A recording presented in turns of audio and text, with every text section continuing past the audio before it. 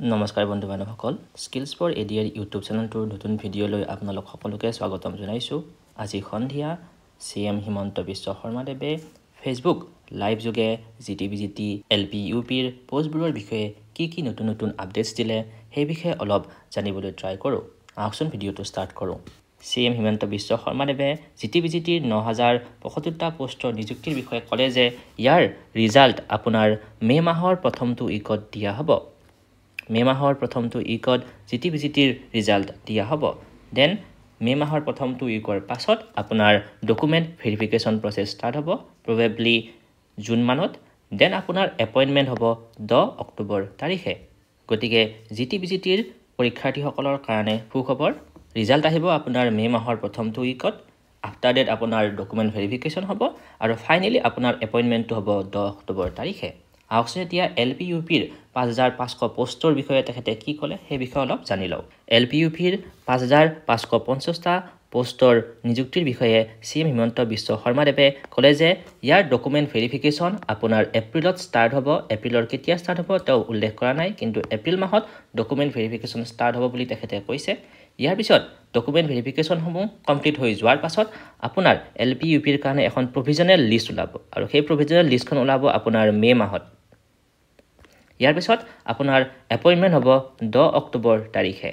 মানে GTBGT আৰু LPUPৰ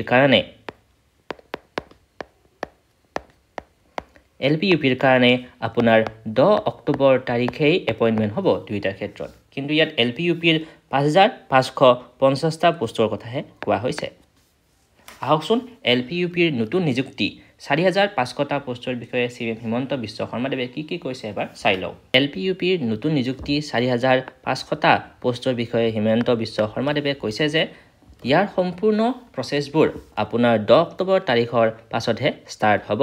মানে অলৰেডি যিখিনি পেণ্ডিং হৈ আছে GTBGT আৰু LPUPৰ 5500টা পোষ্ট, সেই পোষ্টবোৰ আগতে দি ল'ব, তাৰপিছতহে LPUPৰ 4500টা পোষ্টৰ সকলোবোৰ প্ৰচেছ ষ্টাৰ্ট হ'ব। আৰু হিমন্ত বিশ্ব শৰ্মাদেৱে আৰু এটা ইনফৰমেশ্যন দিলে যে 5500টা পোষ্ট যিহেতু আগতেই 10 অক্টোবৰ তাৰিখে এপইণ্টমেণ্ট দিয়া হ'ব, তাত যদি কোনোবা টিচাৰে LPত অলৰেডি পাই থৈ দিছে তেনেহ'লে তেওঁ যদি 4500টা পোষ্টত এপ্লাই কৰিব বিচাৰে তেতিয়া অনলি UPৰ ক্ষেত্ৰতহে তেখেতে এপ্লাই কৰিব পাৰিব। কিন্তু তেওঁ যদি অলৰেডি LPত আছে তেনেহ'লে LPত তেওঁ এপ্লাই কৰিব নোৱাৰিব। মানে আপুনি যদি অলৰেডি 5550টা পোষ্টত 10 অক্টোবৰ তাৰিখে এপইণ্টমেণ্ট পাই গৈছে তেতিয়াহ'লে আপুনি আকৌ নতুনকৈ LPত এপ্লাই কৰিব নোৱাৰিব 4500টা পোষ্টৰ কাৰণে। কিন্তু আপুনি যদি LP টিচাৰ হয় তেনেহ'লে নতুন নিযুক্তি 4500টা পোষ্টৰ কাৰণে UPটো আপোনাৰ চিলেকশ্যন হ'ব পাৰে। আহকচোন এই সকলোবোৰৰ বিষয়ে হিমন্ত বিশ্ব শৰ্মাদেৱে ফেচবুক লাইভৰ জৰিয়তে কি ক'লে সেই ভিডিঅ'টো এবাৰ আমি চাই লওঁ। তেওঁলোকে যেহেতু সুধি থাকে সেইকাৰণে মই উত্তৰ দিব খুজিছোঁ। মে মাহৰ প্ৰথম সপ্তাহত পোষ্ট গ্ৰেজুৱেট আৰু গ্ৰেজুৱেট টিচাৰ যি 9075টা পদৰ গ্ৰেজুৱেট টিচাৰৰ নিযুক্তি পৰীক্ষা হৈছিল তাৰ ফলাফল সেৱাই ঘোষণা কৰিব। কিন্তু তাৰ পিছত আপোনালোকৰ ডকুমেণ্ট ভেৰিফিকেশ্যন হ'ব আৰু ফাইনেল নিযুক্তি 10 অক্টোবৰত হ'ব। আৰু 10 অক্টোবৰলৈ আপোনালোকে ধৈৰ্য ধৰিবই লাগিব, কাৰণ আমিও আপোনালোকৰ অকণমান ধৈৰ্যৰ পৰীক্ষা কৰিব খুজিছোঁ। ঠিক সেইধৰণে যিসকল শিক্ষকে মোক সুধি আছে 5550ৰ লিষ্ট কেতিয়া দিব, আপোনালোককো মই জনাব খুজিছোঁ যে এপ্ৰিল মাহৰ ভিতৰত আমি আপোনালোকৰ ডকুমেণ্ট ভেৰিফিকেশ্যনৰ কাম শেষ কৰিম। মে মাহৰ পৰা আপোনালোকৰ প্ৰভিজনেল লিষ্ট ওলাব, কিন্তু নিযুক্তি 10 অক্টোবৰত হ'ব আৰু তেতিয়ালৈকে আমি সকলোৱে ধৈৰ্য ধৰিম।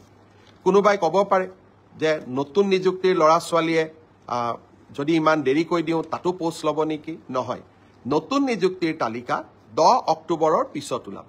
গতিকে 10 অক্টোবৰত যিসকলে নিযুক্তি পাব তেওঁলোকে স্বাভাৱিকভাৱে নতুন নিযুক্তিত LPৰ শিক্ষক LPত অৱতীৰ্ণ হ'ব নোৱাৰিব, কিন্তু তেখেতসকলে UPৰ পৰীক্ষাত বা আপাৰ প্ৰাইমেৰীৰ মেৰিট লিষ্টত তেওঁলোকৰ নাম ডেফিনেটলি অন্তৰ্ভুক্ত হ'ব পাৰে। গতিকে মই সকলোকে ধৈৰ্য ধৰিব ক'লোঁ। গ্ৰেজুৱেট আৰু পোষ্ট গ্ৰেজুৱেট টিচাৰৰ ৰিজাল্ট মে মাহত, কিন্তু আফটাৰ ডকুমেণ্ট ভেৰিফিকেশ্যন নিযুক্তি 10 অক্টোবৰত।